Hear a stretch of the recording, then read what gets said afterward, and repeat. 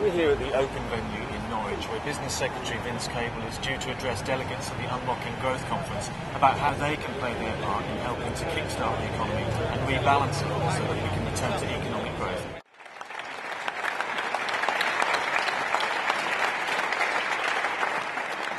Now, I'm going to go inside and put to him some detailed questions about how he and the coalition government plans to turn that vision into reality. Vince Cable, you talked about putting in place the building blocks to help kickstart the economy and how important companies are in this region to achieve that. But isn't that all going to be swept away given the state of what's going on across the water with the Eurozone? Well, you can create a disaster scenario where everything goes hopelessly wrong, but I think that's improbable.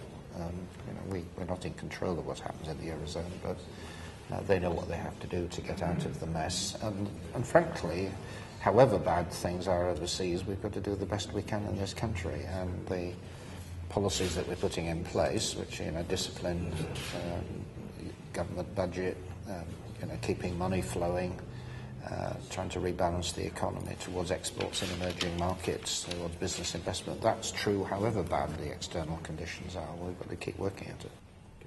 You talked about the positives that there are in this area, such as the offshore industry, the engineering at Lotus, and the creative industries, but then you also mentioned the need for better communications.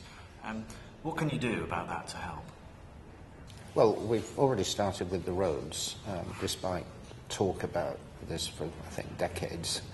The A11 dualling is now happening. The spades are now going into the ground.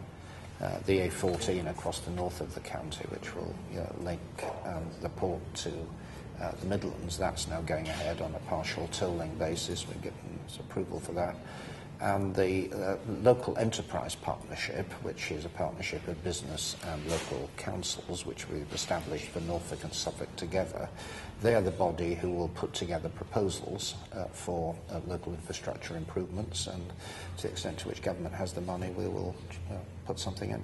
So finally, what is your message to those small and medium-sized businesses out there about how they can deliver economic growth and about how the coalition government can help them?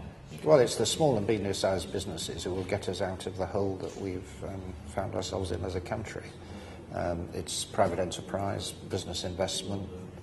Those are the people who will create the jobs. We know it's difficult because there's a confidence issue at the back of the massive financial crisis we've had and the big government deficits, which we're trying to correct.